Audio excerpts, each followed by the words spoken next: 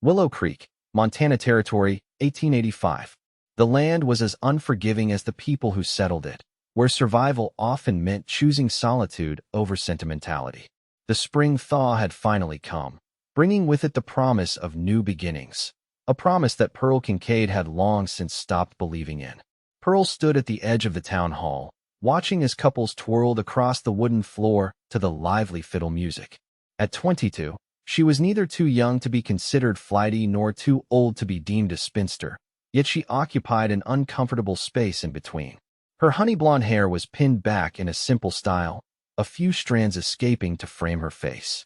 She wore her best dress, a sky blue gown with modest lace trim that she'd spent weeks altering to match the latest fashions from the Eastern catalogs.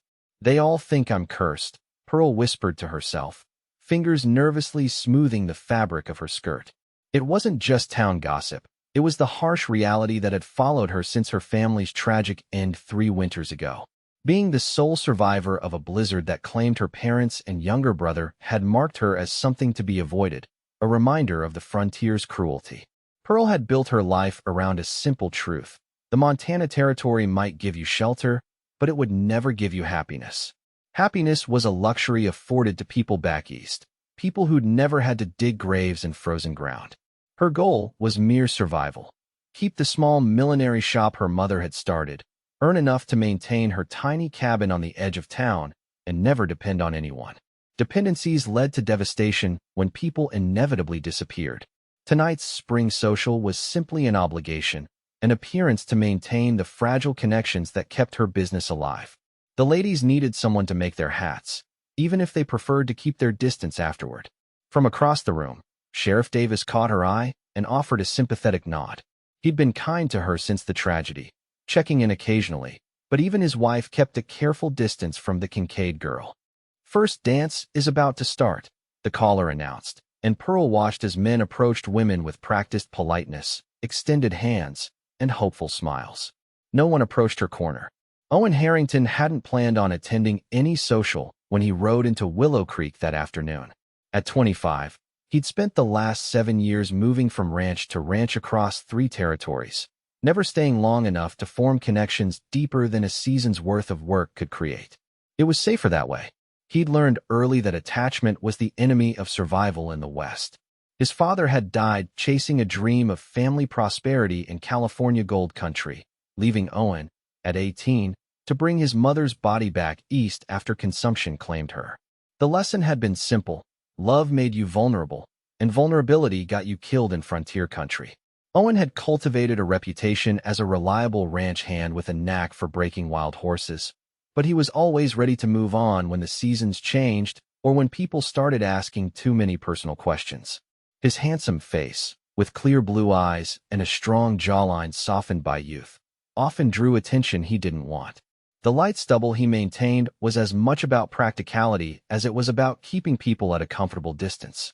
When he'd ridden into town, he'd merely been looking for supplies before heading north to a ranch that had offered him summer work. The town's bustle around the social had been a curiosity, nothing more. "You ought to come along," the shopkeeper had suggested while wrapping Owen's purchases. "New faces are always welcome, especially ones that can handle themselves around cattle and horses. Ranchers will be there looking for good hands." Owen had planned to decline, but the mention of potential work opportunities changed his mind. One night of uncomfortable socializing was worth the connections it might bring. He'd cleaned up, donned his one good shirt, and made his way to the town hall, telling himself it was strictly business. "Might be worth introducing yourself to Mr. Williams," the shopkeeper said as they walked toward the hall. "Lost 2 hands to gold fever last month. Pays fair and runs good cattle." Owen nodded, surveying the room as they entered. His gaze drifted past groups of ranchers, past giggling young women in colorful dresses, until it landed on a solitary figure in blue standing in the shadows. Something about her stillness amid the commotion caught his attention.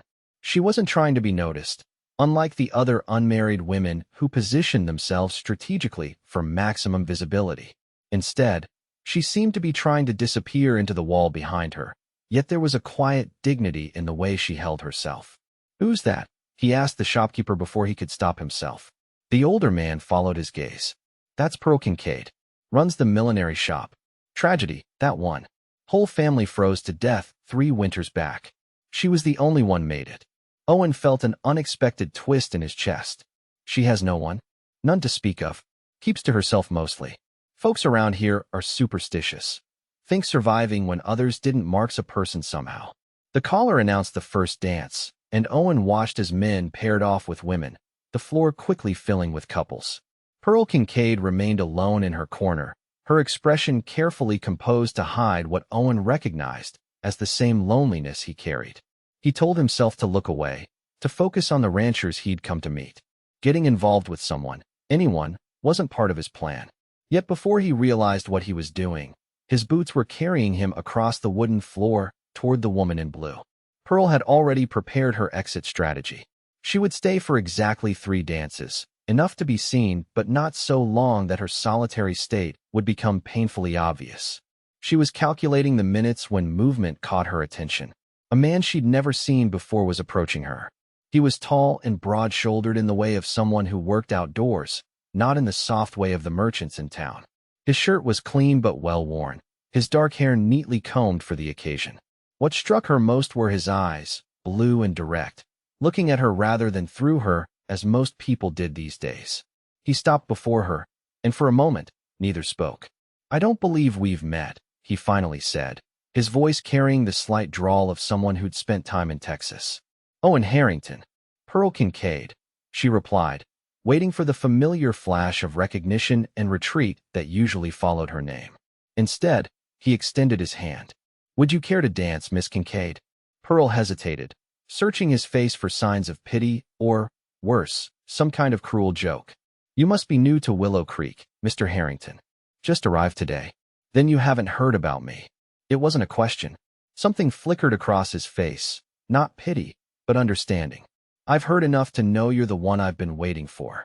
Pearl's breath caught. "I don't need charity, Mr. Harrington." "Good, because I'm not offering any. Just a dance." The music had already begun, couples moving in practiced formations around the floor. Pearl knew every eye in the room would be on them if she accepted. "People will talk," she warned. A smile touched the corner of his mouth. "Let them. I've never much cared for other people's opinions." Against her better judgment, Pearl placed her hand in his. His palm was warm and calloused, the hand of a man who knew hard work. As he led her onto the floor, she felt the weight of dozens of stares, heard the momentary lull in conversation before it resumed with increased intensity. "You've stirred the hornet's nest," she murmured as he placed his other hand respectfully at her waist. "Hornets don't bother me much," he replied, guiding her smoothly into the dance. "Not when there's something worth getting stung for." For the first time in years, Pearl felt a crack form in the protective wall she'd built around herself. This stranger, this Owen Harrington, had done what no one in Willow Creek had bothered to do since the tragedy. He'd seen her as a woman, not a cautionary tale. It was dangerous, this feeling. Dangerous and unwelcome. Pearl reminded herself that her survival depended on emotional distance, on not relying on the kindness of others, especially handsome strangers who would inevitably disappear as quickly as they'd arrived. Yet as they moved across the floor, his steps sure and steady against hers, she couldn't help but wonder what it might be like to believe, even for a moment, that some connections were worth the risk they carried. 3 dances. Owen had promised himself just one, but somehow one had become 3, and still he found himself reluctant to release Pearl Kincaid's hand when the music paused. "People are staring," she said quietly. "Let them," he replied, though he was acutely aware of the curious glances and whispered conversations around them. In a small town like this, he had just aligned himself with someone the community had collectively decided to keep at arm's length. It was exactly the kind of entanglement he avoided, and yet, he couldn't bring himself to regret it. There was something about Pearl, a resilience behind her careful politeness, a depth of understanding in her eyes that spoke of someone who knew what it meant to lose everything and keep going anyway. "Perhaps we should take some air," he suggested, noticing the flush on her cheeks that might have been from the dancing or from the attention they'd attracted. She nodded, and he escorted her through the side door onto the small porch that overlooked the town's main street. The spring evening was cool, but not uncomfortable, the sky clear and filled with stars. "You didn't have to do that," Pearl said once they were alone. "Dance with me, I mean." "I wanted to," Owen replied simply. She studied him with eyes that seemed to see more than he was comfortable revealing. Why? It was a direct question that deserved a direct answer, but Owen found himself hesitating. The truth was, he didn't fully understand his own actions. Something about her had called to him from across that room, a recognition of shared experience perhaps, or simply the fact that they both stood apart from the crowd in similar ways. Sometimes, he said carefully, you see someone and just know there's a story they're worth hearing. And if it's not a happy story, few are, out here, Owen acknowledged. Doesn't make them less worth knowing. Pearl leaned against the porch railing, looking out at the quiet town. I should warn you, Mr. Harrington, association with me isn't likely to win you friends in Willow Creek. I'm not staying long enough for that to matter, he admitted. Heading north to the Blackfoot Valley next week. There's ranch work waiting. Something flickered across her face. Relief, perhaps, or confirmation of an expectation. Then your reputation will remain intact. My reputation has never been my primary concern, Miss Kincaid. Then what is? She asked, turning to face him fully. The question was unexpected, and Owen found himself without his usual deflection. In the silver moonlight, Pearl Kincaid's eyes held a challenge he hadn't anticipated, a demand for honesty he rarely offered. Staying free, he said finally. Unattached. The West doesn't reward those who put down roots or form connections. It takes them away, sooner or later. Pearl's expression softened with recognition. We agree on that much, at least. They stood in silence for a moment. Two people who had built similar walls for similar reasons, suddenly seeing themselves reflected in the other. Perhaps, Owen said carefully, we understand each other better than most would. The music from inside changed tempo, becoming slower, more intimate. Pearl glanced toward the door. We should probably return. People will talk even more if we stay out here too long.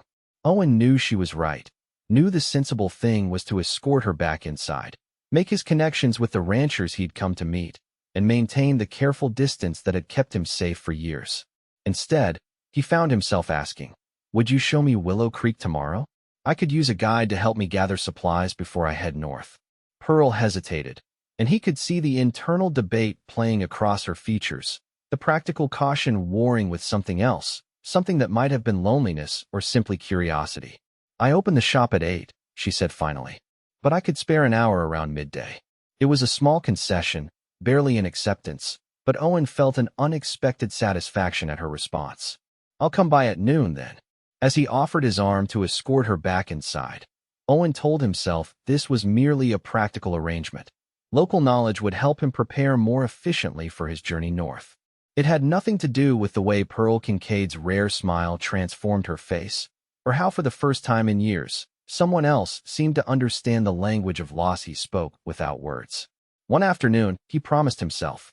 One afternoon, and then he would continue on his solitary path as planned. The frontier had taught him that survival depended on it. Pearl told herself it was merely courtesy that led her to agree to Owen Harrington's request. After all, he was a stranger in town who needed assistance, and providing that assistance was the neighborly thing to do.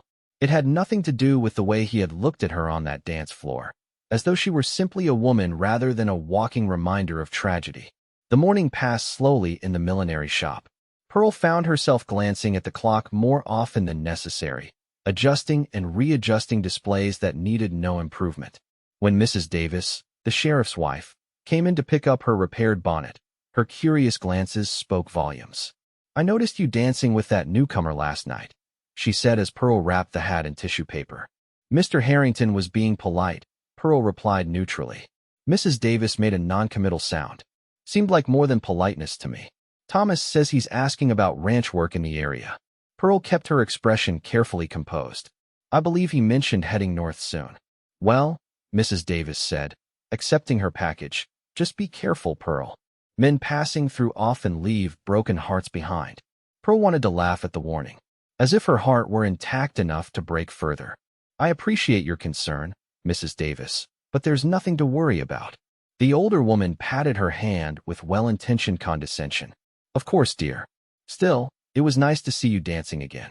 After Mrs. Davis left, Pearl found herself standing before the small mirror behind the counter, studying her reflection with critical eyes.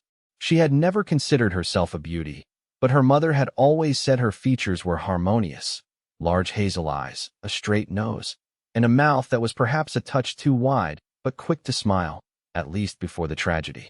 She rarely paid much attention to her appearance these days beyond basic neatness, but now she found herself wondering what Owen Harrington saw when he looked at her. Pity? A curiosity? Or perhaps just a convenient local guide? At precisely noon, the bell above the shop door jingled, and Owen stepped inside. He'd cleaned up further since the night before, his hair still damp at the temples, his shirt fresh. Pearl was suddenly aware of her work apron and the pins still stuck in the sleeve of her dress. "Right on time," she said, removing the apron and pins with efficient movements. "My mother always said punctuality was the politeness of kings," he replied with a slight smile. Though I doubt she meant Wyoming cowboys. Pearl found herself returning his smile before she could think better of it. "Let me close up for lunch, and I'll show you where to find what you need." As they walked down Willow Creek's main street, Pearl was acutely aware of the glances they attracted. Willow Creek wasn't large, barely 800 souls, and gossip traveled faster than telegraph messages. "The general store has most supplies you'd need," she explained, pointing to the largest building on the street. "Mr. Peterson charges fair prices and doesn't water down his flour like some shopkeepers in smaller towns." Owen nodded, listening with genuine interest as she pointed out the blacksmith, the gunsmith, and which of the two saloons was less likely to serve whiskey that would blind a man. "And that's my shop," she said, gesturing to the small storefront with Kincaid Millinery painted in careful script on the window. "My mother started it when we first settled here." "It seems well kept," Owen observed. "You must be good at what you do." "I'm sufficient," Pearl replied modestly. "Women here need hats, and I'm the only milliner between here and Helena." They had reached the end of the main street, and by unspoken agreement, continued walking toward the small creek that gave the town its name. It was quieter here, away from curious eyes and wagging tongues. "How long have you been on your own?" Owen asked as they followed the creek's winding path. The question was direct, but not unkind. Pearl considered deflecting, but found herself answering honestly instead. 3 years. We were caught in an early blizzard coming back from a supply run to Helena. The wagon broke an axle, and we couldn't make it back to town." She paused, the memories still sharp despite the passage of time. "I was found 2 days later, half frozen but alive. My family wasn't so fortunate." Owen was quiet for a moment, his expression somber but not pitying. "That's why the town treats you differently." It wasn't a question, but Pearl nodded anyway. "People here are superstitious. Some think I should have died with them. Others think survival marks me as somehow tainted. Most just don't know what to say, so they say nothing at all." "And you let them keep their distance," Owen observed. Pearl looked at him sharply. "Wouldn't you?" "I do," he admitted. "Every town, every ranch. Never stay long enough for questions or connections." 7 years now. "What happened 7 years ago?" Pearl asked, recognizing a fellow guardian of painful history. Owen stopped walking, picking up a stone and skipping it across the narrow creek. "Lost my father to gold fever and false promises. Then my mother to consumption on the journey home. I was 18, suddenly alone and realizing that every story about the West building strong families and prosperous futures was a damn lie." The bitterness in his voice was so familiar that Pearl felt an unexpected kinship. "So you keep moving." "Seems safer," he agreed. "No one to lose if you don't let anyone get close." They stood side by side, watching the creek water flow past, each recognizing in the other a mirror of their own carefully constructed solitude. "It's a lonely way to live," Pearl said finally, voicing what neither of them usually admitted. Owen turned to look at her, his blue eyes serious. "It's a guaranteed way to survive." "Is survival enough?" The question escaped before Pearl could consider its implications. For a moment, Owen didn't answer. Then, softly, "I used to think so." The simple admission hung between them, a dangerous thread of possibility that neither was prepared to acknowledge further.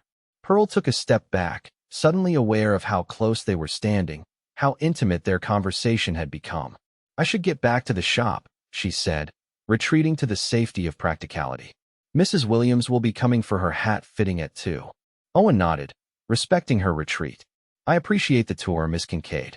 As they walked back toward town, the comfortable silence between them felt both comforting and alarming to Pearl.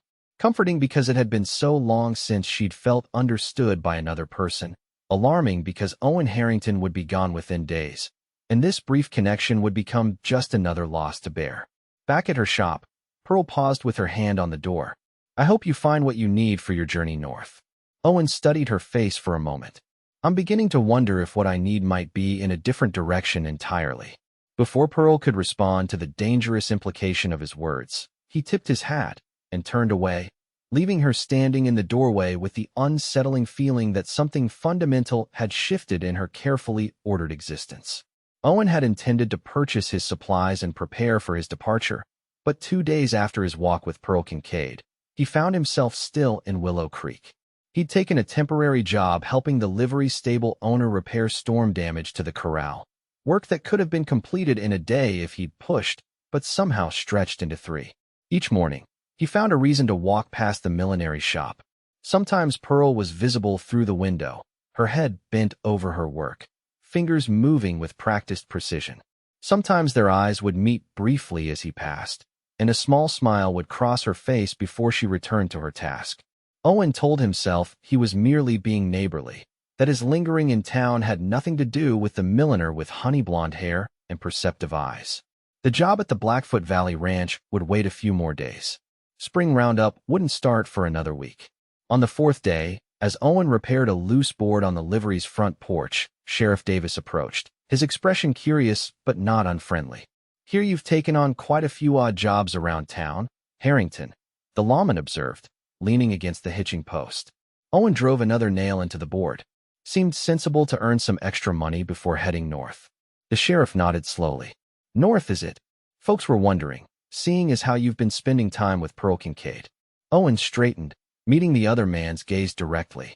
Is there a law against that, Sheriff? No law, Davis replied mildly. Just unusual. Pearl keeps to herself mostly. Has since the tragedy. She mentioned it, Owen said, returning to his work. The sheriff was quiet for a moment, then said, She's a good woman who's had more than her share of hardship.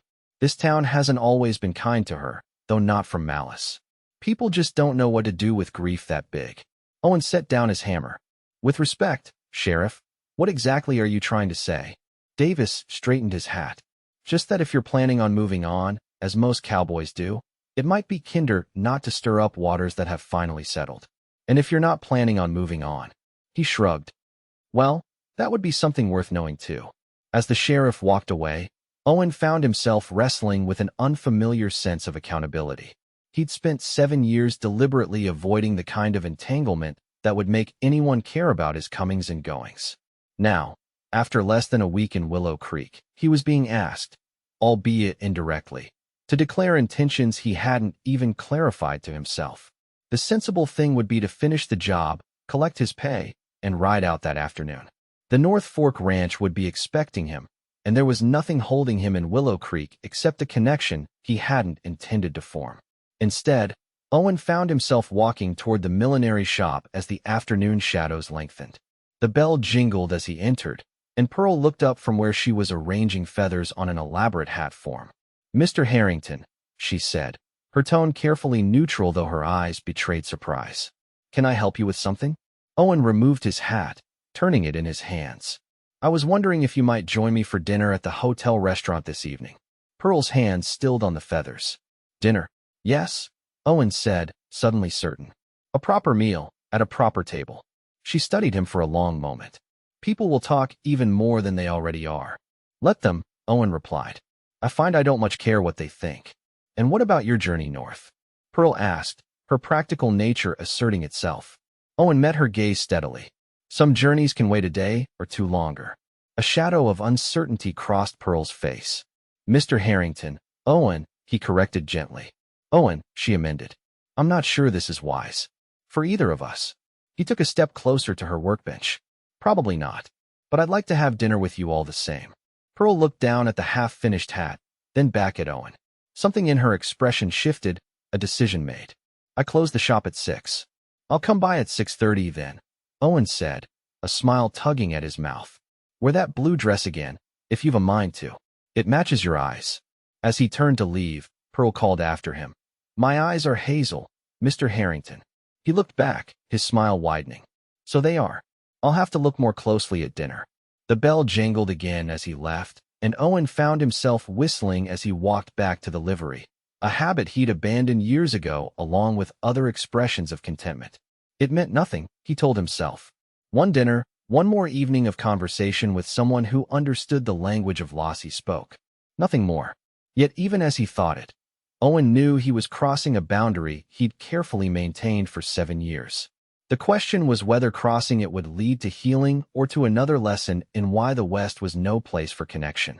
Pearl spent more time preparing for dinner than she had for the spring social. She washed her hair and pinned it in a more elaborate style than her usual practical arrangement.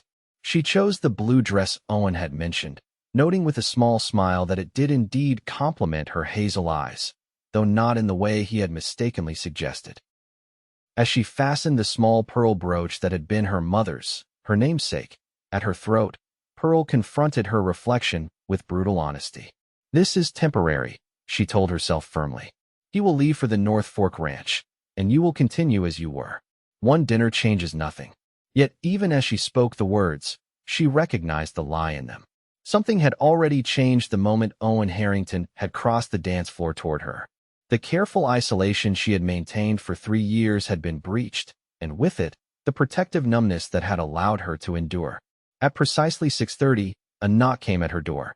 Owen stood on her small porch, hat in hand, wearing a clean white shirt and his best vest. He had shaved, and his hair was neatly combed, but what struck Pearl most was the look in his eyes when he saw her, a quiet appreciation that made her cheeks warm. "You look beautiful," he said simply. "Thank you," Pearl replied, suddenly shy despite herself. "You clean up well yourself." The hotel restaurant was the most respectable establishment in Willow Creek, catering primarily to travelers passing through and the occasional special dinner for locals. As Owen escorted Pearl inside, the curious glances from other diners confirmed what she already knew. Their appearance together would be the subject of conversation throughout town by morning. They were seated at a small table near the window, and Owen ordered a bottle of wine, an extravagance in a frontier town where most men drank whiskey and most women abstained entirely. "To new friends," he said, raising his glass after the waiter had poured. Pearl touched her glass to his. "Is that what we are? Friends?" Owen considered her over the rim of his glass. "I'd like to think so, though I admit friendship isn't something I've pursued much in recent years." "Nor I," Pearl acknowledged. "It seemed unnecessary. For survival. And now," she met his gaze directly, "now I'm not certain what to think. You've disrupted my carefully ordered existence, Mr. Harrington." A smile tugged at his mouth. "I thought we'd progressed to Owen by now." "Owen," she amended, the name feeling intimate on her tongue. "You still haven't answered my question from earlier. Why are you still in Willow Creek when your plans clearly pointed elsewhere?" He was quiet for a moment, swirling the wine in his glass. "The honest answer is one I'm not sure either of us is ready to hear." The waiter arrived with their food, beefsteak for Owen, chicken for Pearl, providing a momentary reprieve from the weight of his admission. They ate in companionable silence for a few minutes before Owen spoke again. "Tell me about your life before," he said. "Not the tragedy, but before that. What kind of child were you? What did you dream of becoming?" The question caught Pearl off guard. Most people in town avoided any mention of her past, as if her life had begun the day she was found half frozen in the snow. To be asked about the before, the happy before, was both painful and strangely healing. "I was stubborn," she said, a small smile playing at her lips. "My father always said I had more determination than sense. I wanted to learn everything. How to track like the local tribes, how to read the weather from cloud patterns, how to run the store accounts." "Not typical ambitions for a girl," Owen observed. Pearl shrugged. "My parents never treated me as typical. They believed the frontier needed women who could stand on their own if necessary." Her smile faded. "They were right about that, though I doubt they imagined how soon I'd need to apply those lessons." Owen reached across the table, briefly touching her hand. "They would be proud of you, I think. Building a life from the ashes of tragedy takes a special kind of courage. Or a special kind of fear," Pearl countered softly. "Sometimes I wonder if I'm living or just surviving. Is there a difference?" "There should be," she said, looking out at the darkening street. "At least, that's what I believed when I was younger. That life should contain joy, not just endurance." Owen was quiet for a long moment. "And now," Pearl turned back to him, struck by the earnestness in his expression. Now I'm sitting in a hotel restaurant with a man who should have ridden north days ago, discussing philosophies I haven't considered in years. I'm not sure what that means. It means, Owen said carefully, that perhaps both of us are tired of just surviving. The simple statement hung between them, laden with implications neither was fully prepared to explore.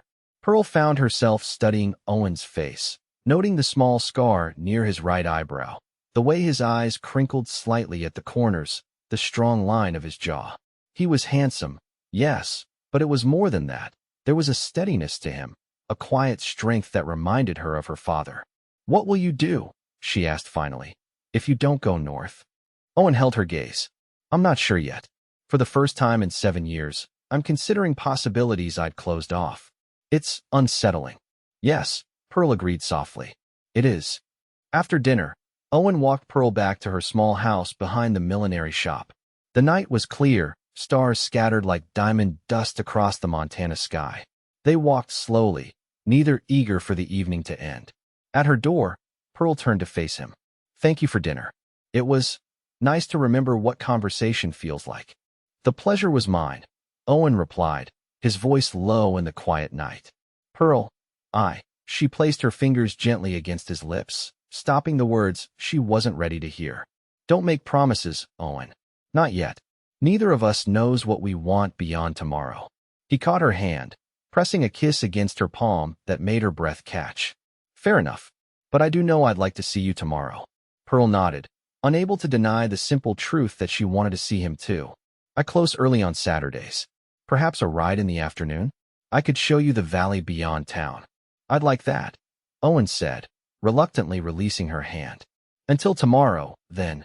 As Pearl watched him walk away, his figure gradually disappearing into the darkness, she was struck by the realization that for the first time in 3 years, she was looking forward to tomorrow not just as another day to endure, but as something to anticipate with pleasure. It was a dangerous feeling. Hope always was on the frontier, but in that moment, Pearl couldn't bring herself to regret it.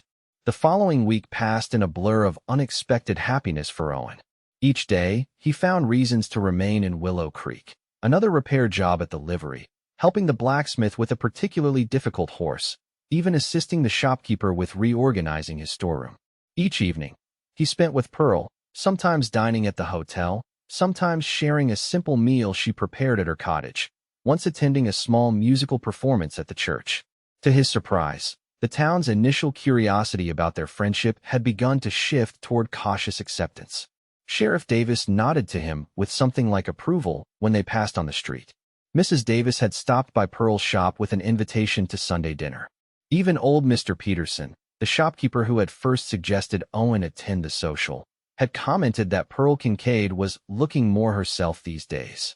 Owen knew he should feel trapped by these growing connections, by the way the town was beginning to fold him into its fabric. Instead, he found himself considering what it might be like to stay, to put down roots after 7 years of drifting. On Saturday afternoon, they rode out to a high meadow that overlooked the valley. Spring wildflowers painted the hillside in patches of blue and yellow, and in the distance, snow still capped the higher mountains. "My father brought me here when we first arrived," Pearl said as they dismounted to let the horses graze.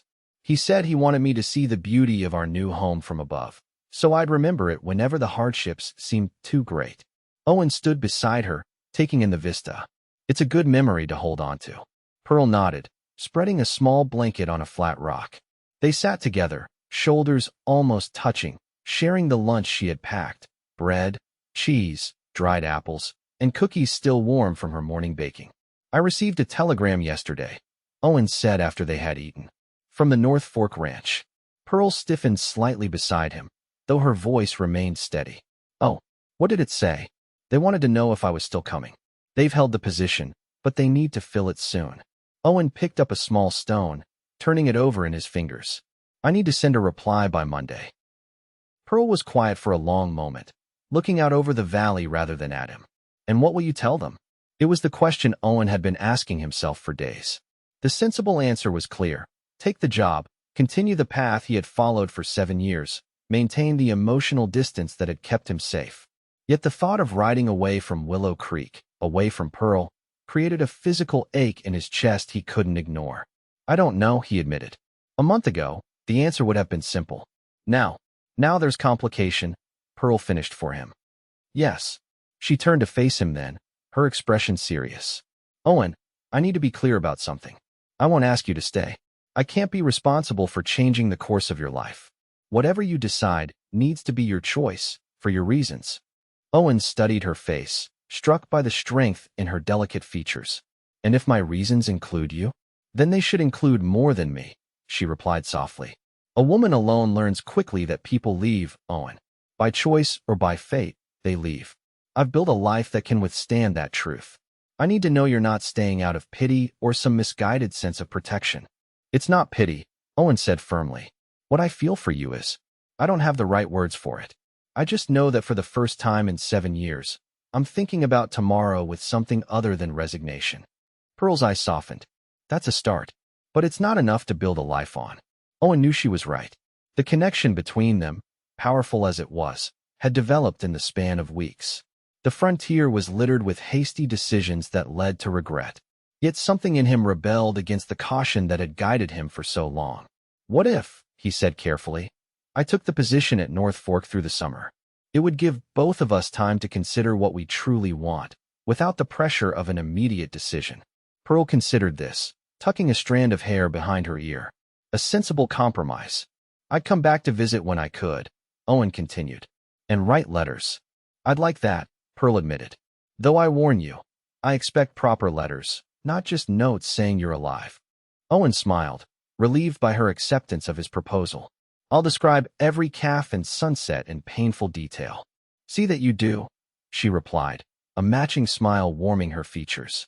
They stayed on the hillside until the afternoon shadows lengthened, talking of small things and large, his childhood in Missouri before his family headed west, her memories of the millinery skills her mother had taught her, books they had both read, places they hoped to see someday.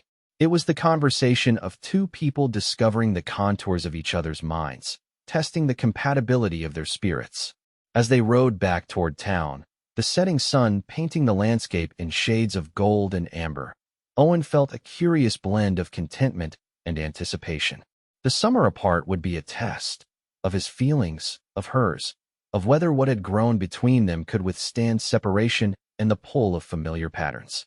Yet even as he contemplated the challenge ahead, Owen realized something fundamental had shifted within him. The possibility of connection no longer seemed like a threat to his survival. Instead, for the first time since he had buried his mother, it felt like the promise of something more than mere existence. Whether that promise would be fulfilled remained to be seen, but Owen was surprised to discover he was willing to risk finding out. 3 days later, Pearl stood on the small platform outside the telegraph office, watching as Owen secured his belongings to his saddle. The morning was bright and clear, the kind of perfect spring day that seemed to mock the heaviness in her heart. He had sent his reply to the North Fork Ranch, accepting the position through the summer season. They had agreed that he would return to Willow Creek in September, when they would reassess whatever lay between them without the pressure of hasty decisions. It was sensible, practical, the kind of careful approach two people who had learned the hard lessons of frontier loss would naturally choose. Pearl hated it with a passion that surprised her. "That's the last of it," Owen said, checking the cinch on his saddle one final time. He turned to face her, his expression a complicated mixture of emotions Pearl couldn't fully decipher. "I should reach North Fork by nightfall tomorrow if the weather holds." Pearl nodded, maintaining the composure she had perfected over years of hiding her feelings from a town that already saw her as marked by tragedy. "Be careful crossing the high country. The spring melt makes the streams unpredictable." "I will," Owen promised. He stepped closer, taking her hands in his. "Pearl, I don't," she interrupted gently. "No declarations or promises. Not yet." "We agreed." He smiled, though it didn't quite reach his eyes. "Always practical. One of us has to be," she replied, trying for lightness despite the tightness in her throat. Owen reached into his pocket and withdrew a small package wrapped in brown paper. "I have something for you. A token, nothing more." Pearl accepted the package, carefully unwrapping it to reveal a small wooden carving of a bird in flight. A meadowlark, she realized, like the ones that sang in the valley they had visited.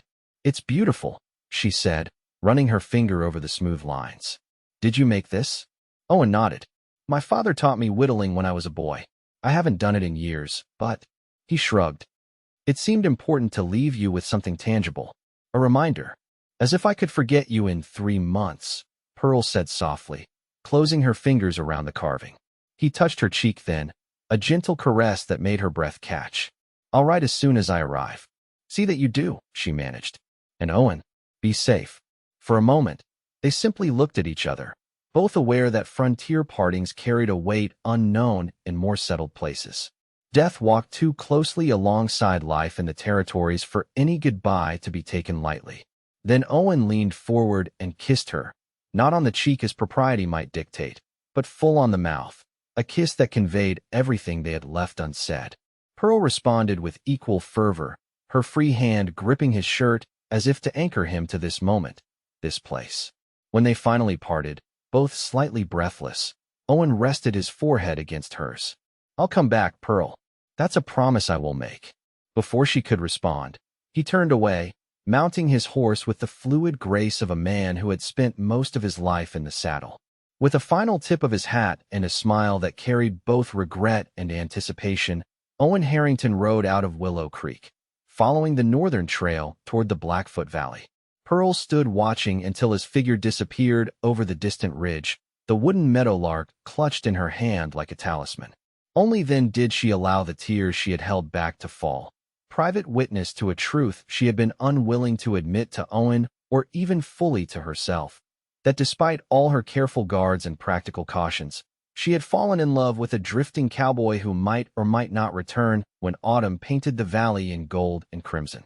It was, she reflected with bitter humor, exactly the kind of foolish vulnerability she had promised herself to avoid after burying her family. Yet as she turned to walk back to her shop, Pearl found she couldn't regret the feelings that now complicated her carefully ordered existence. For the first time in 3 years, she felt fully alive, pain, fear, hope, and all. Whether that awakening would lead to joy or heartbreak remained to be seen, but as Pearl placed the carved meadowlark on the small shelf beside her bed that night, she allowed herself to hope it might be the former. Summer in the northern Montana Territory was a season of extremes. Days of blistering heat followed by nights cool enough to require blankets. Sudden thunderstorms that turned dry creek beds into raging torrents. Periods of frantic activity during roundup followed by weeks of monotonous fence mending and cattle watching. Owen found the physical demands of ranch work familiar and even welcome after the relative ease of town life. His body remembered the rhythms of rising before dawn, spending 12 or more hours in the saddle, falling into exhausted sleep only to repeat the cycle the next day. What was unfamiliar was the way his thoughts constantly returned to Willow Creek and the woman he had left there.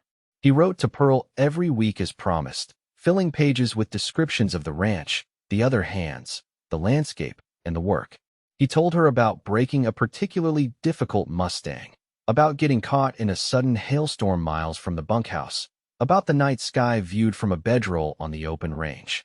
In between the lines of everyday observation, he tried to convey the growing certainty that his future lay not on the North Fork Ranch or any of the countless others spread across the territory, but back in Willow Creek.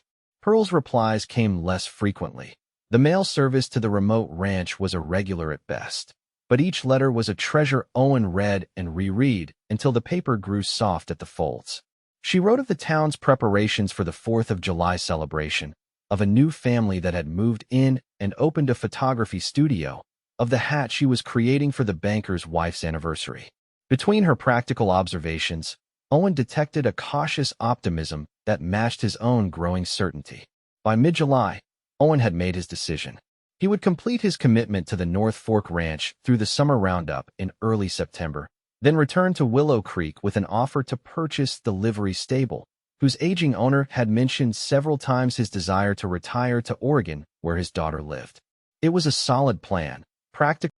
Owen was riding fence on the ranch's northern boundary when he came across a small group of men making camp near a creek. Such encounters weren't unusual in the territory. Travelers often stopped on ranch land with the unspoken understanding that they would respect the property and move on within a day or two. He rode toward them, intending to exchange the usual greetings and remind them to extinguish their fire completely before departing. As he approached, one of the men stood, and Owen felt a jolt of recognition followed immediately by dread. Lester Blackwood had been part of the outfit Owen had ridden with briefly in Wyoming 3 years earlier, an outfit that, Owen had discovered too late, supplemented its legitimate cattle work with occasional rustling from neighboring ranches. Owen had left as soon as he realized the true nature of their operations, but not before witnessing Blackwood shoot a rancher who had caught them with freshly rebranded cattle. The memory of that night had haunted Owen ever since. The sound of the gunshot echoing across the valley, the rancher crumpling to the ground, Blackwood's cold smile as he holstered his pistol. Owen had fled that same night, riding hard for the Montana border, carrying the weight of his unwitting association with killers.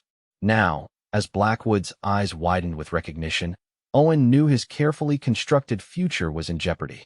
"Well, look what the wind blew in," Blackwood drawled, his hand resting casually near his holstered pistol. "If it ain't Owen Harrington, the man who couldn't stomach a proper business opportunity." Owen kept his expression neutral, though his heart was pounding. "Blackwood, you're a long way from Wyoming. Things got a bit uncomfortable down south," the other man replied with a shrug. "Thought we'd see if Montana offered better prospects." His eyes narrowed. "You working this spread now?" "Just passing through," Owen lied, unwilling to connect himself to the North Fork Ranch. "Heading west." Blackwood studied him for a long moment, then smiled, a cold expression that didn't reach his eyes. "Well, ain't that a coincidence? We're heading west ourselves after a bit of rest. Perhaps we'll ride together for company." It wasn't a suggestion, but a thinly veiled threat. Owen understood immediately that Blackwood considered him a liability, someone who could identify him to the authorities for the Wyoming murder. "I've got business to attend to first," Owen said carefully. "But I wish you safe travels." Blackwood's smile widened. "Oh, I think we'll wait for you, Harrington. A man shouldn't ride alone in this country. Too dangerous." The implied threat hung in the air between them. Owen nodded curtly and turned his horse, riding away at a measured pace that took all his self-control to maintain. He could feel Blackwood's eyes on his back, and it took everything in him not to spur his horse into a gallop until he was out of rifle range. Back at the ranch, Owen went directly to the foreman, explaining the situation without revealing his own past association with Blackwood's gang. The foreman, a practical man who understood frontier justice, organized a group of hands to ride out and encourage the unwelcome visitors to move on quickly. But by the time they reached the creek, Blackwood and his men were gone, leaving behind only the cold ashes of their fire and boot prints leading west toward Willow Creek. The realization hit Owen like a physical blow. Blackwood had recognized the lie in his claim to be just passing through. Somehow, the outlaw had connected Owen to Willow Creek, perhaps overheard conversations among the hands, perhaps seen the postmark on one of Pearl's letters. However he had learned it, Blackwood now had leverage over Owen that went beyond the threat to Owen's own safety. He had Pearl. Owen rode directly to the ranch owner, explaining that an emergency required his immediate departure. The owner, though displeased at losing a hand mid-season, was fair enough to pay Owen what he was owed for his work thus far. By nightfall, Owen was on the trail west, pushing his horse harder than was wise, driven by a fear that eclipsed any concern for his own safety. Blackwood had a day's head start, and there were multiple routes to Willow Creek from the North Fork Ranch. Owen could only pray that the outlaw would travel cautiously, avoiding towns where he might be recognized, while Owen himself took the most direct path, riding through the night when the moon provided enough light to see the trail.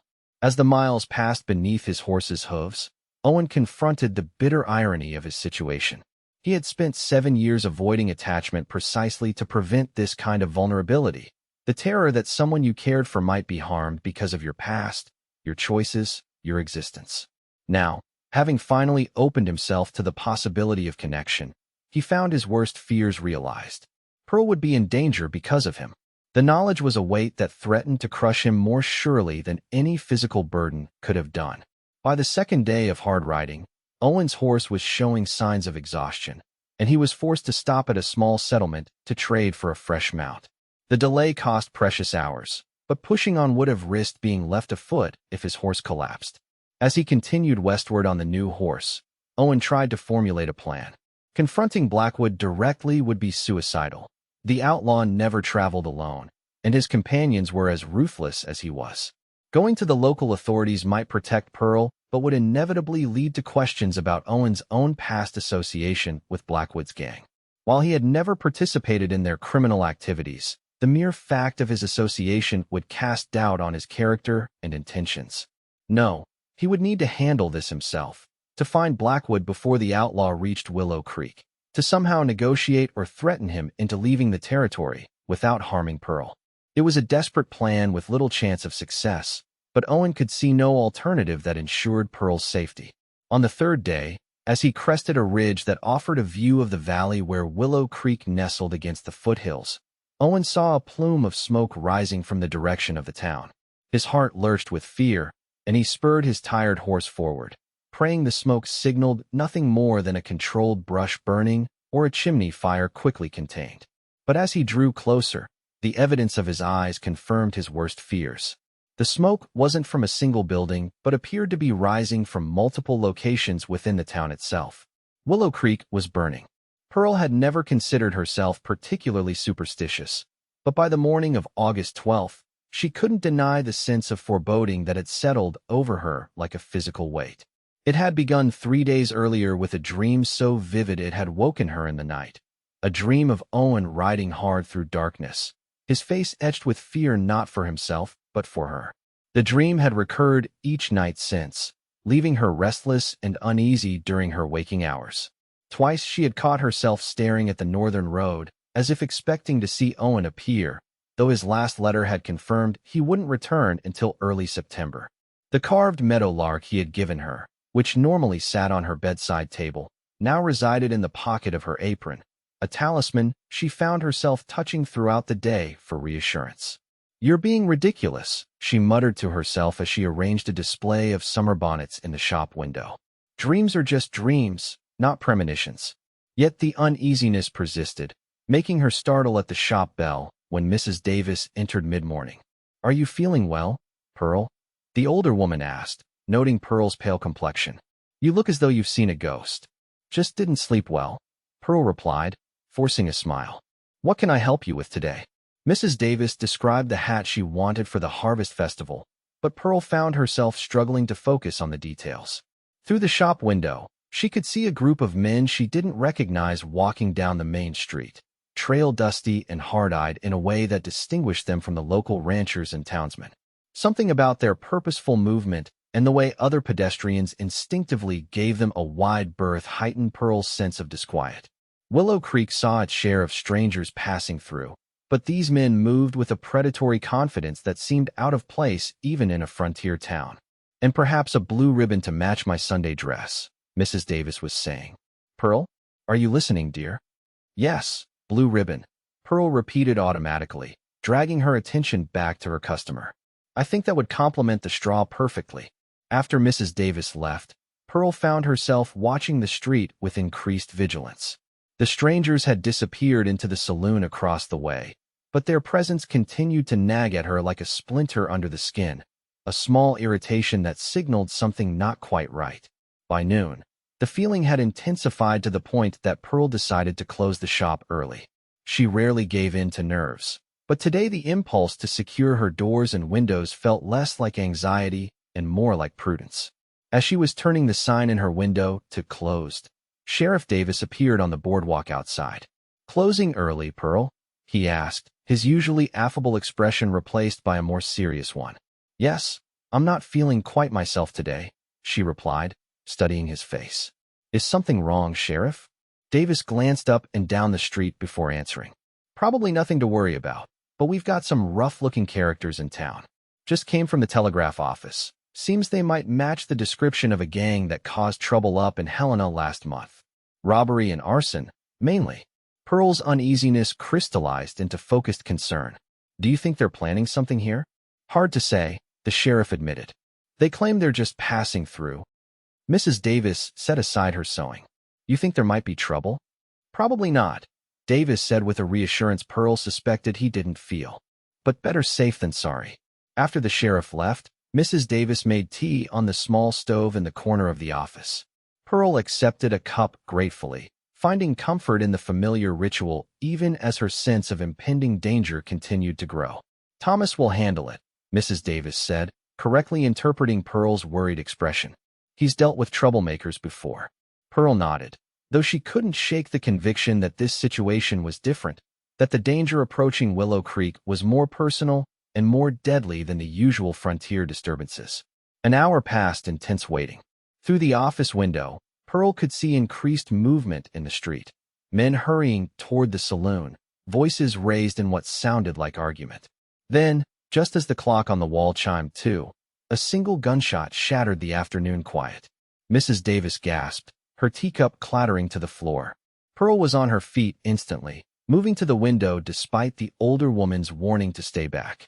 What she saw made her blood run cold. Sheriff Davis lay sprawled in the street outside the saloon, unmoving. Around him, chaos was erupting.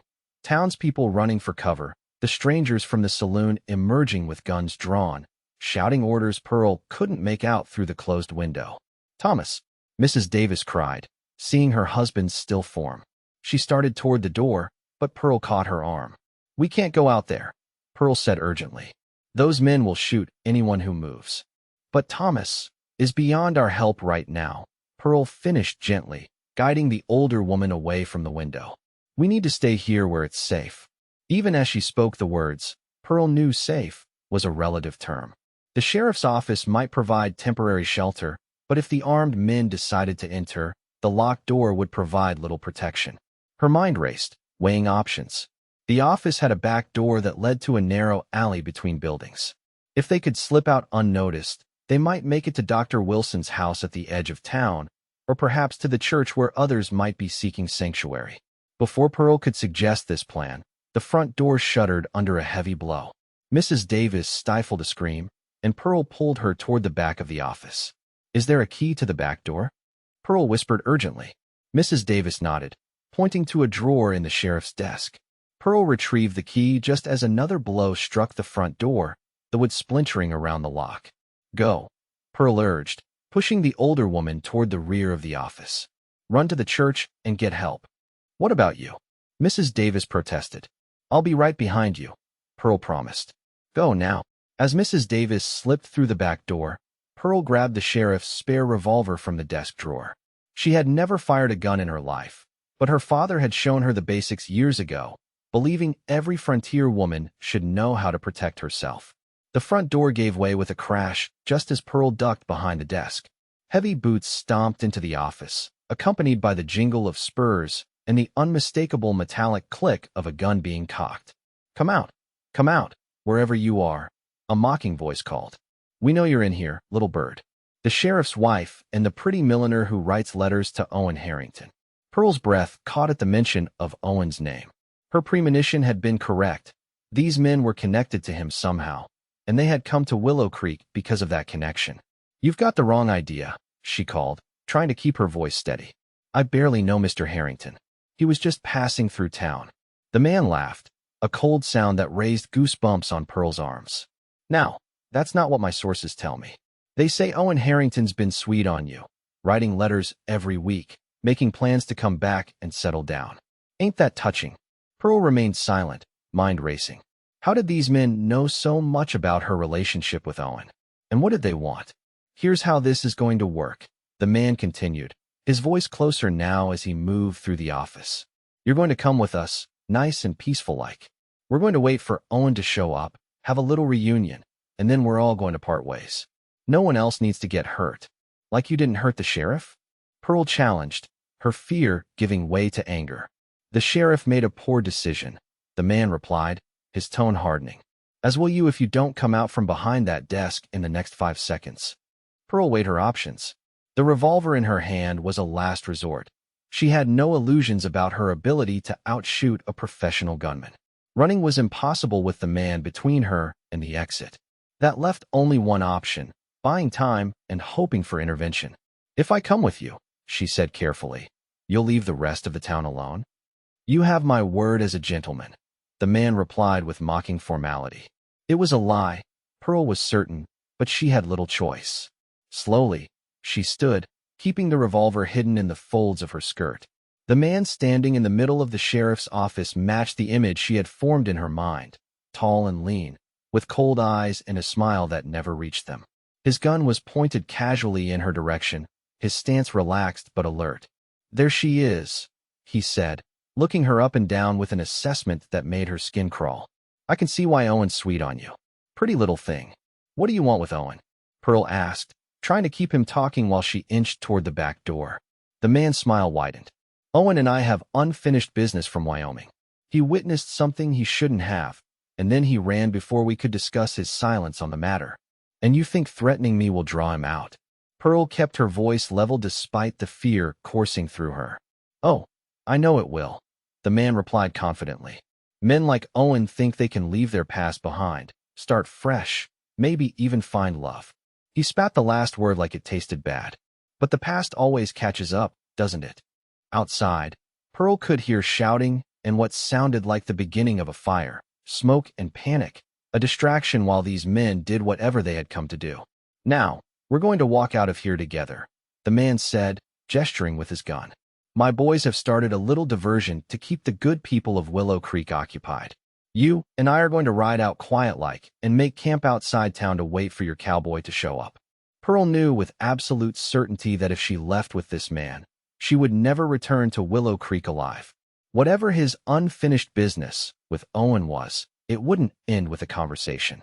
These men had already killed the sheriff. They would have no qualms about killing her and Owen once they'd served their purpose. Her fingers tightened on the revolver hidden in her skirts. She had one chance, one moment to act before she was taken. "What's your name?" she asked, stalling for a few more seconds as she gathered her courage. The man looked surprised, then amused. "Most folks call me Blackwood. Lester Blackwood. Not that it matters to you, Miss Kincaid." "It matters," Pearl said quietly. "I like to know the names of men who threaten my town." Before Blackwood could respond, Pearl brought up the revolver in one swift motion and fired. Her aim was poor. The bullet struck his shoulder rather than his chest, but the impact was enough to stagger him backward, his own shot going wild as he stumbled. Pearl didn't wait to see more. She turned and ran for the back door, throwing it open and darting into the alley behind the sheriff's office. Behind her, Blackwood's curses and the sound of pursuit spurred her to greater speed. The alley opened onto a side street that led toward the church. Pearl could see smoke rising from several buildings on the main street, the diversion Blackwood had mentioned. Townspeople were rushing about with buckets, trying to contain the flames, while others huddled in doorways, watching in horror as their community burned. Pearl hesitated, torn between seeking safety at the church and trying to help with the fires. The decision was made for her when a bullet splintered the wood of the building beside her. Blackwood had recovered quickly and was now in the alley, blood staining his shirt, but his gun steady in his hand. "That was stupid, girl," he shouted. "Now we do this the hard way." Pearl ran, no longer concerned with direction, only with putting distance between herself and the man who pursued her. She darted between buildings, through yards, once even through someone's kitchen where a startled woman dropped a bowl of dough at her sudden appearance. The sound of hoofbeats ahead made her falter. More of Blackwood's men, she assumed, cutting off her escape. She ducked into a narrow space between a storage shed and the back of the general store, pressing herself against the rough wood, trying to control her ragged breathing. The hoofbeats grew louder, then slowed to a walk. Pearl held her breath, the sheriff's revolver clutched in her trembling hand. If they found her, she would fight, not because she believed she could win, but because she refused to be used as bait in whatever deadly game Blackwood was playing with Owen. A horse appeared at the end of the narrow passage, its rider silhouetted against the afternoon sun. Pearl raised the revolver, finger tightening on the trigger. "Pearl." The familiar voice made her lower the gun immediately, relief flooding through her with such intensity that her knees nearly buckled. "Owen," she whispered, stumbling forward into the light. He was off his horse in an instant, gathering her into his arms with a desperation that matched her own. For a moment, they clung to each other, the reality of their reunion overwhelming in the midst of chaos. "Blackwood is here," Pearl said urgently, pulling back to look at Owen's face. "He shot the sheriff, set fires as a distraction. He's looking for you." Owen's expression hardened, his eyes scanning the area around them. I know. I saw the smoke from the ridge. Are you hurt? Pearl shook her head. I shot him. In the shoulder, I think. He was coming after me. A mixture of pride and fear crossed Owen's face. We need to get you somewhere safe. Then I'll deal with Blackwood. No, Pearl said firmly, gripping his arm. He has men throughout town.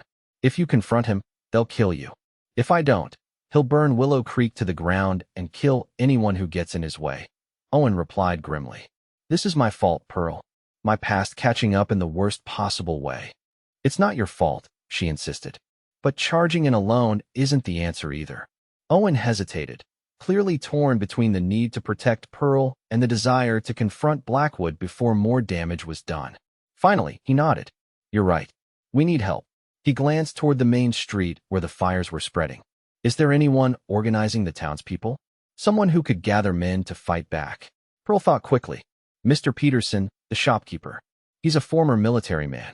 And Dr. Wilson, people respect him. If the sheriff is... She couldn't finish the sentence. Then we start there, Owen decided. He helped Pearl mount his horse, then swung up behind her. We'll find Peterson and Wilson, gather whatever men are willing to fight, and take back the town. As they rode toward the center of Willow Creek, Pearl leaned back against Owen's solid presence, drawing strength from his determination. The town she had called home for years was under attack because of his connection to her, yet she couldn't find it in her heart to blame him. The past had caught them both, his in the form of Lester Blackwood, hers in the familiar pattern of loss that had shaped her life since the blizzard that claimed her family. But this time, Pearl resolved, the outcome would be different. This time, she would not be left alone to rebuild from ashes.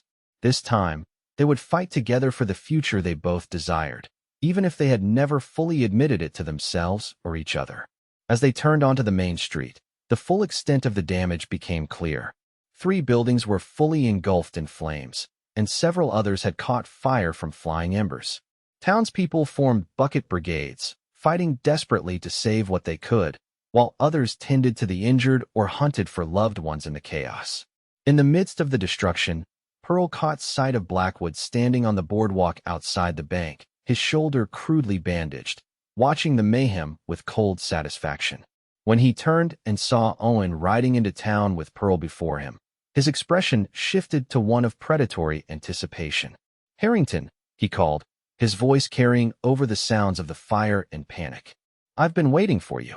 Owen reined in his horse, his body tensing behind Pearl.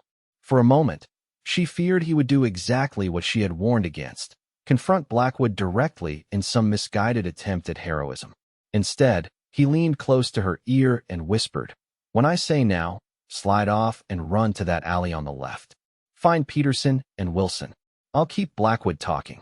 Pearl wanted to protest, to insist they stay together, but she recognized the strategic sense in Owen's plan. One of them needed to organize resistance, while the other distracted Blackwood. Be careful, she whispered back, her hand squeezing his where it rested at her waist. I didn't wait all summer for you to get yourself killed on your first day back. She felt rather than saw his smile, a brief lightening of tension in the body pressed against hers. Yes, ma'am, he murmured. Then, louder, Blackwood. I think you and I have some talking to do. As Owen guided the horse closer to where Blackwood stood, Pearl tensed, ready to move on his signal. Around them, the chaos of the burning town continued, but in the space between Owen and Blackwood, a deadly calm had descended, the eye of the storm where past and present collided with explosive potential. Now, Owen whispered, and Pearl slid from the horse, darting into the alley before Blackwood could react. Behind her, she heard Owen's voice, steady and controlled. It's me you want, Blackwood. Let's end this, just you and me. Pearl didn't wait to hear Blackwood's response. She ran through the alley, determination driving her forward. Owen was buying time with the only currency he had, himself. She wouldn't waste the opportunity he had given her, even as fear for his safety threatened to overwhelm her focus. Willow Creek had survived blizzards, drought, and the harsh realities of frontier life. It would survive Lester Blackwood too. Pearl would make sure of it. And when the dust settled, she and Owen would finally confront the truth they had been circling all summer, that some connections were worth the risk they carried, even in a land where loss was as common as the changing seasons. with that resolve firming her spine and quickening her steps. Pearl Kincaid ran to rally her town against the darkness that had followed Owen Harrington to her door.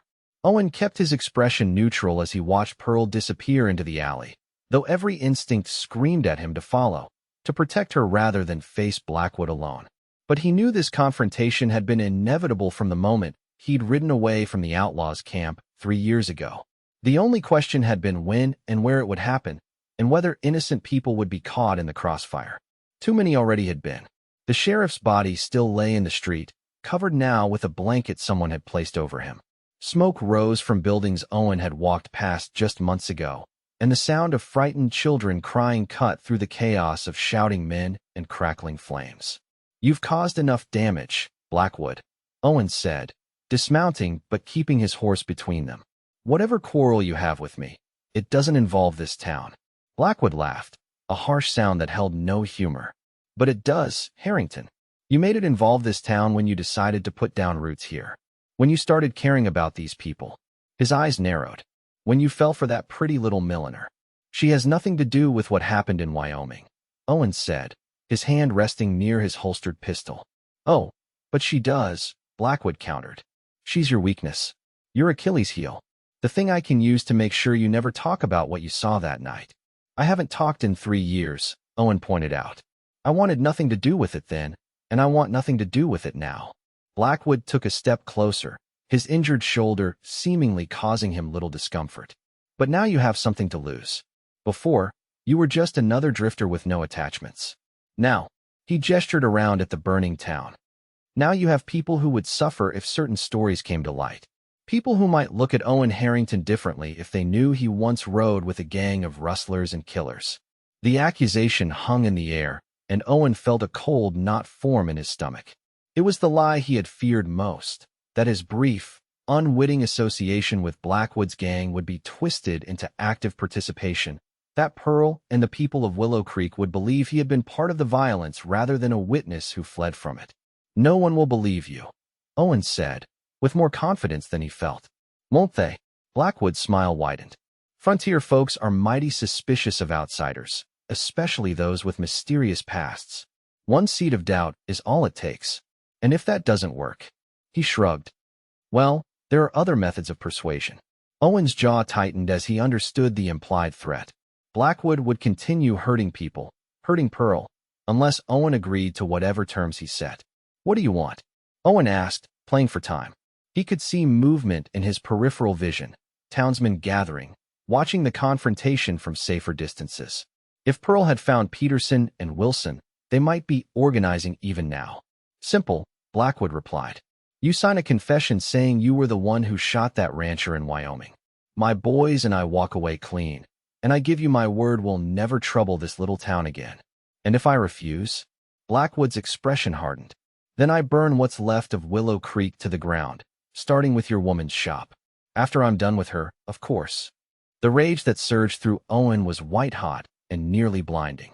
Only years of iron self-control prevented him from drawing his gun and firing on the spot. But Blackwood wasn't alone. Owen had counted at least 4 other men positioned around the street, all armed and watching the confrontation with predatory interest. "You're asking me to hang for a murder you committed," Owen said, fighting to keep his voice level. "Better you than me," Blackwood replied with a shrug. "And who knows? Maybe you'll escape before they string you up." "I have a counteroffer," Owen said, stalling further. From the corner of his eye, he could see men moving into position behind buildings and water troughs. "You and your men leave now, while you still can. The territorial marshal is due in Helena next week. I'll make sure he has no reason to come looking for you." Blackwood laughed. "That's not much of an offer, considering I already have the upper hand." He gestured around at the burning buildings. "Look around, Harrington. This town is finished. The only question is how many more people die before it's over." Before Owen could respond, a shot rang out from the direction of the general store. One of Blackwood's men crumpled to the ground, clutching his leg. Another shot followed almost immediately, and a second outlaw fell.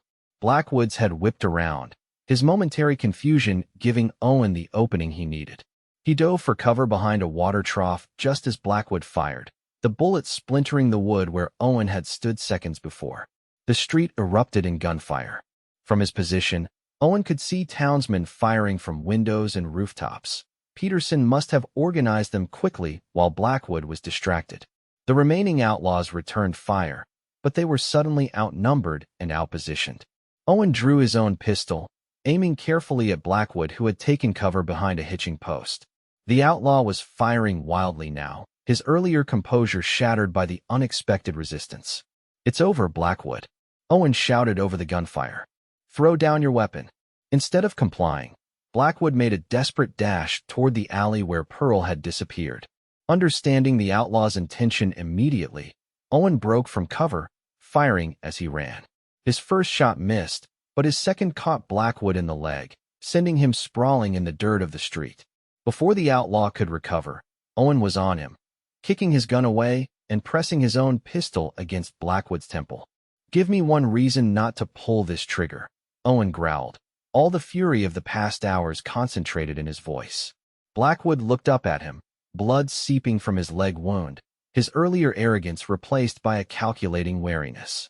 "You're not a killer, Harrington. That's why you ran in Wyoming instead of standing with us. You don't have it in you." "You've hurt people I care about," Owen replied, his finger tightening on the trigger. "That changes a man."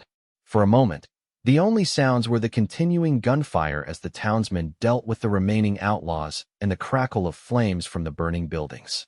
Owen stared into the eyes of the man who had brought destruction to Willow Creek, who had threatened Pearl, who had killed without remorse.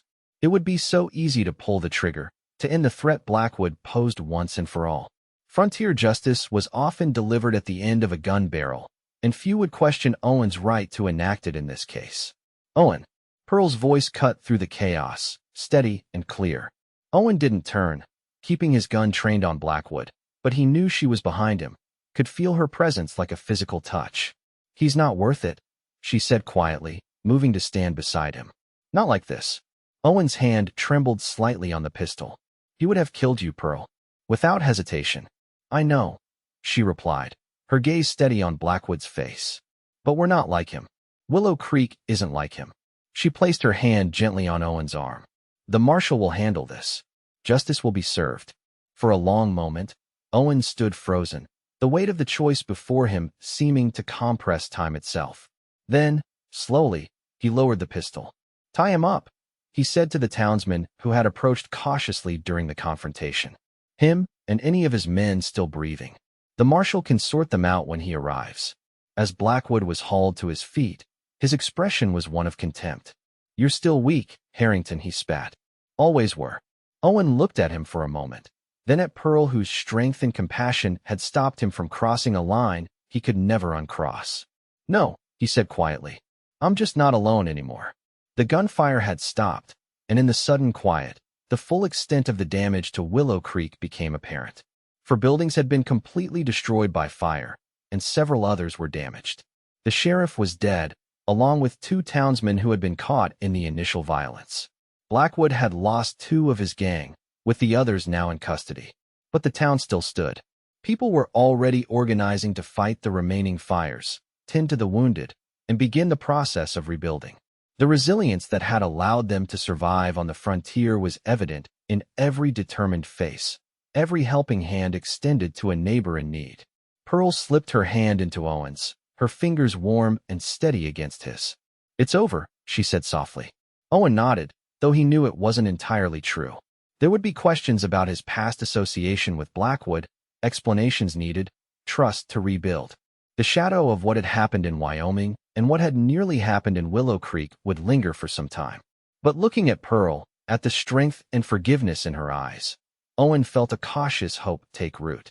The frontier had taught him that survival often meant isolation, that connection was a luxury too dangerous to afford. Today had proved the danger real, but it had also shown him something else, that facing that danger with someone by your side made all the difference. "Let's help with the wounded," he said, turning toward where Dr. Wilson had set up a makeshift treatment area on the porch of his undamaged office. "Then we can talk about what comes next." Pearl's hand tightened in his, a silent promise that whatever came next, they would face it together. The rebuilding of Willow Creek began the day after what came to be known simply as the burning. Townspeople and ranchers from the surrounding area worked side by side, clearing debris, salvaging what could be saved, and laying foundations for new structures to replace those lost to the flames. Pearl's millinery shop had been spared, though smoke damage meant days of cleaning and airing out fabric and trims before she could reopen. The loss of business would be difficult, but compared to those who had lost everything, she counted herself fortunate. Owen had been in the thick of the reconstruction efforts, his strength and carpentry skills making him an essential part of the work crews. In the evenings, exhausted and soot-stained, he would join Pearl on the small porch behind her shop, sharing a simple meal and talking about the day's progress. They didn't discuss the future, not yet. Both understood that the events of the burning had changed things between them, accelerating a connection that had been building all summer through letters and shared longing. But they also recognized that decisions made in the aftermath of trauma rarely stood the test of time.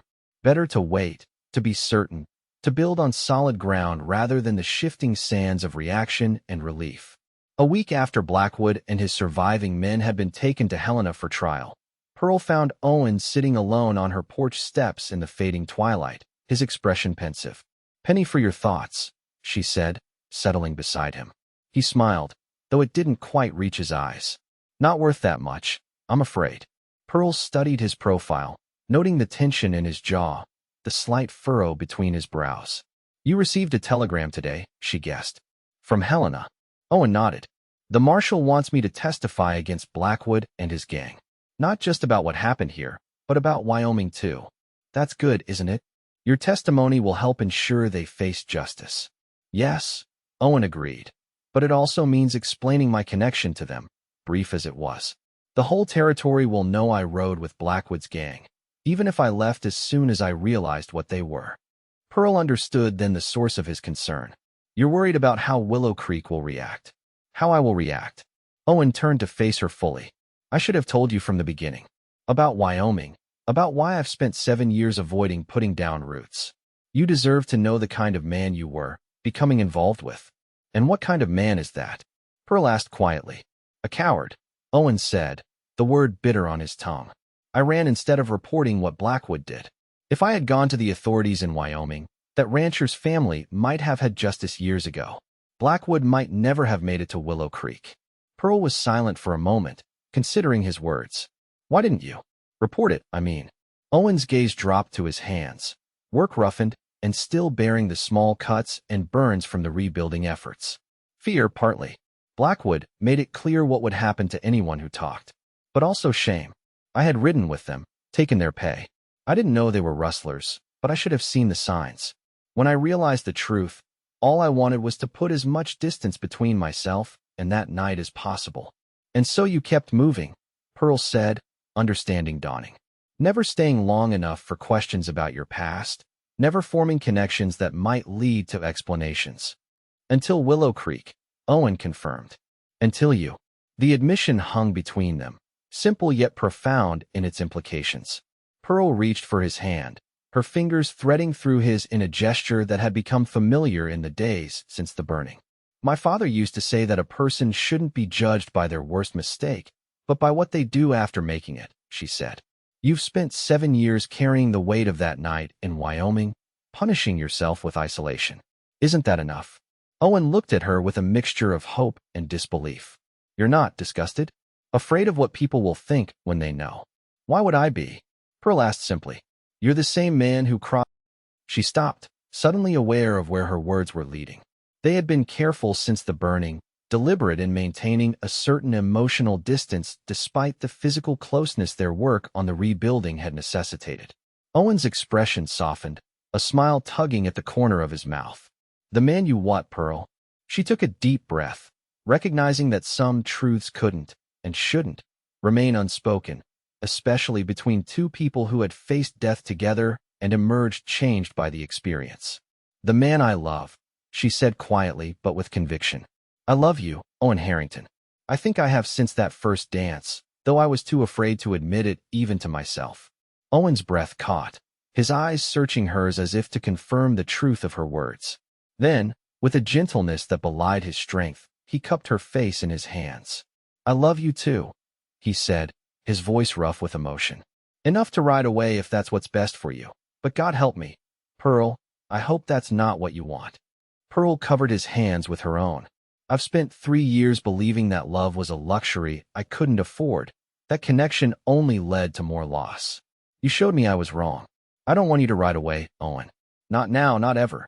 The kiss that followed was different from their desperate embrace before he had left for the North Fork Ranch. Different even from the relieved reunion when he had found her during the burning.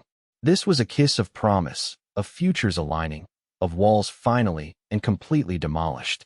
When they finally parted, Owen rested his forehead against hers, his breath warm against her lips.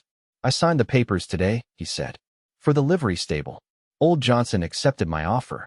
Pearl pulled back slightly to look at him, surprise and joy mingling in her expression. You bought the livery? But I thought, with the testimony in Helena. I'll go to Helena, testify, and come back, Owen said firmly. Whatever happens, whatever people think when they learn about Wyoming, this is where I want to be. This is home now. He paused, suddenly uncertain. If you'll have me, that is. Pearl's smile was answer enough, but she put her feelings into words anyway. I'll have you, Owen Harrington. In this life, and whatever comes after. Later that evening, as they sat together on Pearl's small sofa, making plans for the livery stable and tentatively discussing a timeline for a more permanent arrangement between them, Owen found himself marveling at the journey that had led him to this moment. 7 years of solitude, of emotional isolation, had been undone by one dance with a woman in a blue dress. The walls he had built to protect himself had proven useless against the quiet strength of Pearl Kincaid, who had faced her own losses and emerged not hardened but determined, not bitter but compassionate. The West had taught them both that survival sometimes meant standing alone. But it had taken Lester Blackwood and the burning of Willow Creek to teach them a more important lesson. That true living required the courage to stand together, to risk connection even knowing its cost. As Owen looked at Pearl, her honey blonde hair catching the lamplight, her hazel eyes bright with plans for their future, he silently thanked the impulse that had led him across that dance floor months ago. In a frontier that took more often than it gave, he had found the rarest gift of all, not just survival, but a reason to live. 6 months after the burning, Willow Creek gathered for a celebration that symbolized both the town's recovery and its hope for the future. The rebuilt town hall, larger and sturdier than its predecessor, was decorated with evergreen boughs and red ribbons in honor of the Christmas season, but today it hosted a different kind of festivity. Pearl stood in a small antechamber, smoothing non-existent wrinkles from her cream-colored wedding dress. The gown was simple but elegant, with delicate lace at the collar and cuffs that she had sewn herself during the long evenings of autumn. Her honey blonde hair was arranged in an intricate style adorned with small white flowers, and around her neck hung her mother's pearl brooch, now transformed into a pendant for the occasion. You look beautiful, Mrs. Davis said, adjusting Pearl's veil with maternal care. The sheriff's widow had become something of a surrogate mother to Pearl in the months since the burning, their shared experience of loss and resilience forging a bond that transcended their previous polite acquaintance. Thank you, Pearl replied, taking a deep breath to steady her nerves. I just wish. She didn't need to complete the thought. Mrs. Davis patted her hand in understanding. They're here in spirit, dear. Your parents would be so proud of the woman you've become, of the life you're building. Pearl nodded, blinking back the tears that threatened to spoil the careful application of powder and rouge. The absence of her family was a physical ache on this day that should have been shared with them, but she refused to let grief overshadow joy. They would have wanted her happiness above all else. A knock at the door signaled that it was time. Mr. Peterson, who had assumed the role of town leader in the absence of a sheriff, would escort Pearl down the aisle in place of her father. The arrangement had touched Pearl deeply when the older man had offered, his gruff exterior softening as he explained that he'd never had a daughter of his own to give away. As she took Mr. Peterson's arm and prepared to enter the main hall, Pearl found her nervousness replaced by a serene certainty. The path that had led her here, through loss and isolation, through the terrible night of the burning and the hard work of rebuilding that followed, had been painful at times, but it had led to this moment, this choice, this future. The doors opened, and Pearl caught her first glimpse of Owen standing at the front of the hall. He wore a new suit, his usually tousled hair neatly combed, his expression a mixture of awe and adoration as he watched her approach. Beside him stood the new sheriff, a young but capable man who had arrived in the aftermath of the burning and proven himself during the reconstruction efforts. The territorial judge who would perform the ceremony waited with an expression of benevolent approval. As Pearl moved down the aisle on Mr. Peterson's arm, she took in the faces of the townspeople who had gathered to witness the union. Many had been suspicious of Owen after his testimony and Helena revealed his brief association with Blackwood's gang. But his subsequent actions, his tireless work in rebuilding the town, his fair business practices at the livery stable, his obvious devotion to Pearl, had gradually won them over. More than that, the burning had changed Willow Creek in fundamental ways. A community that had once maintained careful distance from a young woman they considered marked by tragedy had learned the value of connection, of standing together in the face of danger. They had discovered that survival sometimes depended not on isolation, but on mutual support. When Pearl reached Owen's side, Mr. Peterson placed her hand in his with a gruff, "Take care of her, son," before taking his seat. Owen's fingers were warm and steady around hers, his blue eyes bright with promise as they faced the judge together. The ceremony itself was simple but deeply meaningful, the traditional vows taking on new resonance for two people who had seen firsthand how fragile life could be on the frontier. When Owen promised to cherish Pearl in good times and bad, in sickness and health, until death parts us, his voice was firm with conviction, the words not a ritual, but a sacred pledge. Pearl's own vows were equally heartfelt, her voice clear and steady as she promised herself to the man who had crossed a dance floor and changed her life with 6 simple words. "You're the one I've been waiting for." As the judge pronounced them husband and wife, and Owen leaned down to seal their union with a kiss that managed to be both proper for public viewing and promising of more private celebrations to come, Pearl felt the last of her protective walls dissolve. The frontier would always be harsh. Life would always contain loss alongside joy, but she was no longer facing it alone. Neither was Owen. Together, they had found something rare and precious in the Montana Territory, not just survival, but a love strong enough to weather whatever storms might come. Later, as they danced their first dance as husband and wife in the same hall where they had first met, Owen pulled Pearl close and whispered in her ear, "No regrets." Pearl looked up at him, at the face that had become as familiar and necessary to her as her own, and smiled. "No regrets," she confirmed. "Just gratitude that you had the courage to cross that dance floor when no one else would." "Best decision I ever made," Owen replied, his hand warm at her waist as he guided her through the steps they had first shared nearly a year ago. Though buying the livery stable was a close second. Pearl laughed, the sound drawing smiles from those watching the newlyweds. "And here I thought your proposal might rank higher than a business transaction." Owen's expression softened. "That wasn't a decision, Pearl. That was an inevitability from the moment I saw you standing alone in that blue dress. Some things are just meant to be, even for people who stopped believing in destiny long ago." As the music continued and other couples joined them on the dance floor, Pearl rested her head against Owen's chest, listening to the steady beat of his heart beneath her ear. The wooden meadowlark he had carved for her all those months ago now sat on the mantel of their home, the rooms behind the livery stable that they had renovated together, creating a space that was neither his nor hers but theirs. In the spring, they would break ground on a larger house at the edge of town, with room for the family they hoped to create. The millinery shop would continue, as would the livery stable, their separate businesses a testament to the independence they both